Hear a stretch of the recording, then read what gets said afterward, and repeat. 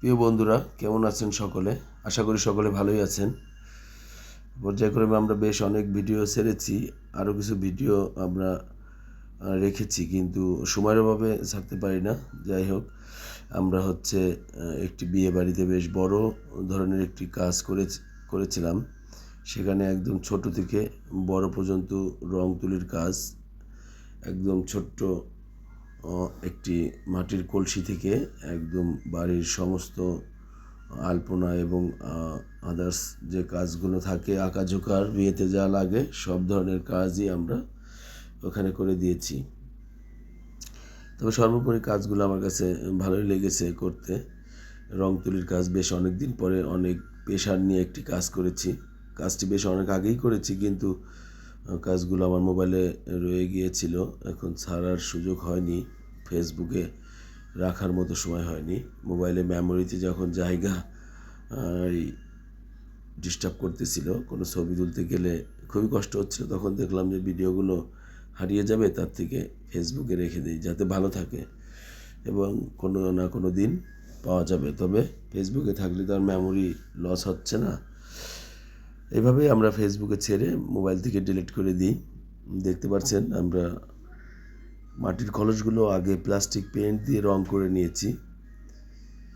একদম পুরনো আমলের নিয়মে কিছুটা রং করেছি। তখন হয়তো প্লাস্টিক পেইন্ট ছিল না, তখন গুঁড়া রং দিয়েই তৈরি করে নিতে হতো। তারপরে গ্লেজ করার জন্য একসময় হয়তো তেঁতুলের বিচি গুলিয়ে লাগিয়ে দিত। তারপরে পর্যায়ক্রমে আস্তে আস্তে করাত বার্নিশ নামে একটা বার্নিশ আসে, সেই বার্নিশটা ব্যবহার করত। এইভাবে আমরা রং করা দেখে এসেছি। আর এখন অনেক আপডেট হয়েছে, এখন অনেক কিছু পাওয়া যায়। যাই হোক, আমরা রং আর গুলিয়ে নিতে হয় না, এখন কিনা রং দিয়েই আমরা কাজ করতে পারি।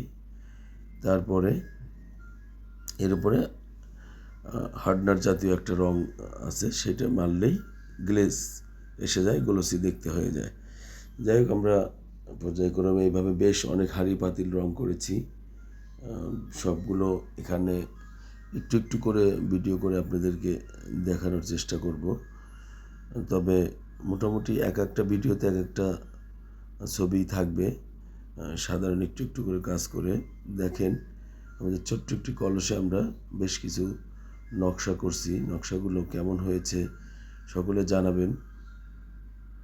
সবুজ রঙের একটি লতা এঁকে লাল রঙের একটু ফুল দিয়ে দিব। ছোট্ট তুলি, ছোট্ট জায়গা হাতের পর রেখে আমরা কাজগুলো শেষ করছি।